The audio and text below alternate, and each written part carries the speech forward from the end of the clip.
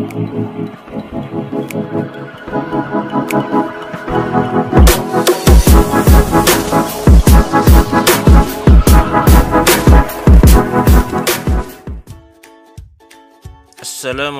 warahmatullahi wabarakatuh. Selamat pagi anak-anak Bapak. Berjumpa kembali dengan Bapak hari ini mata pelajaran prakarya dengan materi jenis-jenis dan manfaat hasil peternakan. Prakarya kelas 9 semester 1. Sebelum memulai pelajaran, mari kita berdoa sebelum belajar. Raditu billahi rabba wa bil islami dina wa bi muhammadin nabiyya wa rasula rabbi zidni ilma warzuqni fahma. Amin amin amin ya rabbal alamin.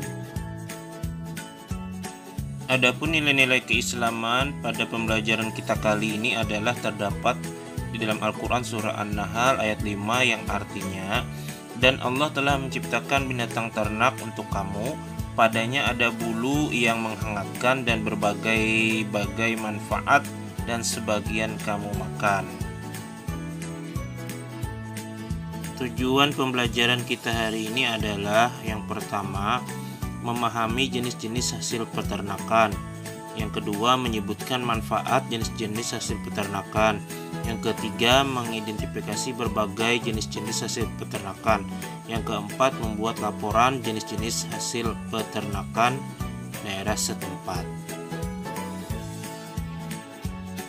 Masih ingatkah kalian pelajaran pada video pembelajaran sebelumnya? Ya, kita membahas tentang jenis-jenis dan manfaat hasil perikanan. Nah, pada video kali ini kita membahas jenis-jenis dan manfaat hasil peternakan. Jenis-jenis hasil peternakan. Yang pertama, daging. Daging bisa berasal dari unggas dan hewan berkaki empat yang dapat ditemukan di setiap bagian tubuhnya. Daging tersebut diolah dan dikonsumsi oleh manusia sebagai makanan yang mengandung protein hewani.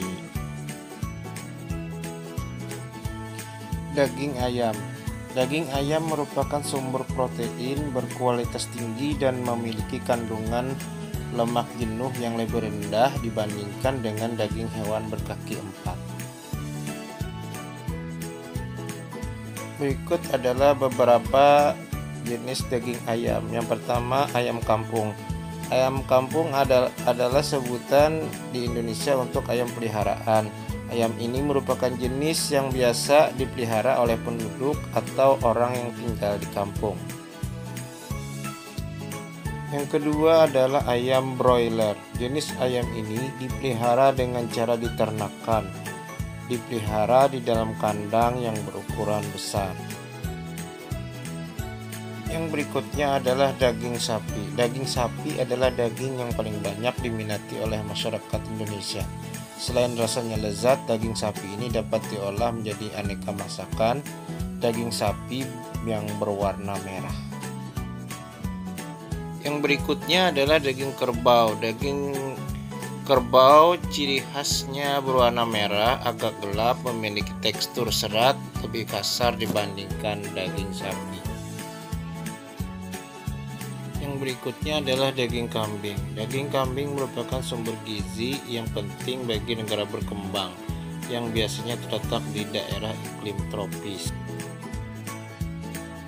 Jenis hasil peternakan berikutnya adalah telur. Telur terutama dihasilkan oleh hewan jenis unggas dan ikan, yang sebenarnya adalah cara hewan tersebut untuk berkembang biak dengan bertelur.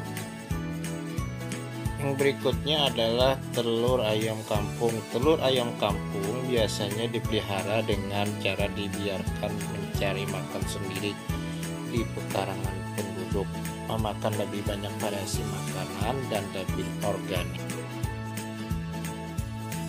Yang berikutnya adalah telur ayam broiler. Ayam broiler jenis petelur umumnya diternakan dan bertelur tanpa pejantan. Ia bertelur menggunakan obat-obatan. Yang berikutnya adalah telur itik. Telur itik sebenarnya lebih unggul dibandingkan telur ayam broiler. Rasanya hampir sama tergantung selera, namun telur itik lebih kaya nutrisi. Yang berikutnya adalah telur puyuh. Adalah salah satu jenis telur yang juga populer di masyarakat. Telur ini dihasilkan oleh sejenis burung yang oleh masyarakat Indonesia disebut dengan burung puyuh. Susu adalah cairan berwarna putih yang disekresikan oleh kelenjar mame pada binatang mamalia betina untuk bahan makanan dan sumber gizi untuk anaknya. Adapun manfaat dari daging, pertama kaya vitamin B dan mineral, kaya 9 asam amino esensial, kaya zat besi, kaya vitamin B dan D, mengandung seng dan selium, dan kaya omega 3. Adapun manfaat telur adalah kaya akan protein dan mengandung vitamin, kalsium, fosfor, letisin, zat besi yang lebih mudah dicerna dan terasimilasi dalam tubuh, kalori dan lemak. Manfaat susu merupakan sumber kalsium dan protein dengan tingkat tinggi. A kaya kalsium, B kaya potasium, C kaya yodium, seng, letisin, D kaya zat besi, tembaga dan vitamin, E mengandung tirosin. Nah Bapak, demikianlah tayangan jenis-jenis dan manfaat hasil peternakan yang meliputi daging, telur, dan susu.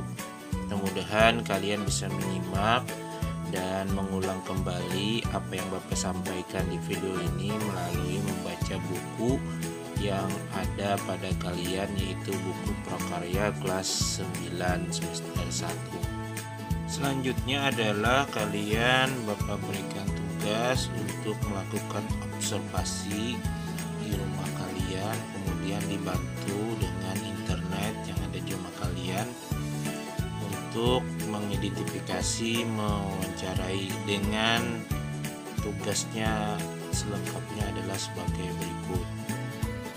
Tugas dari materi ini adalah tugas observasi individu. Pertama, lakukan observasi di rumah sendiri serta gunakan studi pustaka internet. 2. Identifikasi berbagai jenis hasil peternakan di rumah kamu meliputi daging, telur, dan susu. 3. Wawancaralah orang tua kamu, dibuat apa saja daging, telur, dan susu yang ada di rumah. 4. Ungkapkan kesan kamu dan tuliskan perasaan kamu.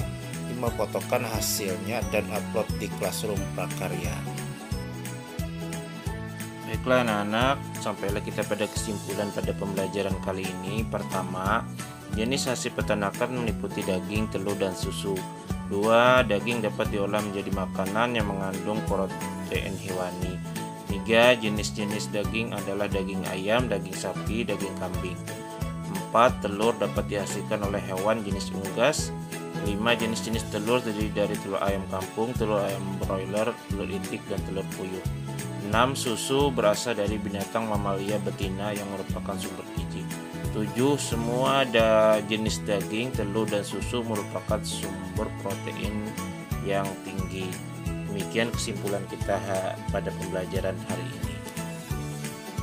Kemudian afirmasi atau penegasan dari surah An-Nahl ayat 5, bahwa Islam mengajarkan kepada kita bahwa hasil peternakan merupakan anugerah dari Allah Subhanahu wa taala yang memberikan manfaat dalam kehidupan manusia. Oleh karena hendaknya kita sebagai manusia menggunakan hasil peternakan sesuai dengan petunjuk daripada Allah Subhanahu wa taala. Baiklah anak-anak, untuk pembelajaran pertemuan berikutnya kita akan mempelajari materi tentang metode pengolahan. Demikian pembelajaran kita hari ini. Mudah-mudahan ada manfaatnya dan kita tutup dengan doa bersama. Marilah kita sama-sama berdoa. Rabbi auzi'ni an ashkura ni'mataka allati an'amta alayya wa ala walidayya wa an a'mala salihan tardahu wa adkhilni birahmatika fi ibadika salihin. Assalamualaikum warahmatullahi wabarakatuh.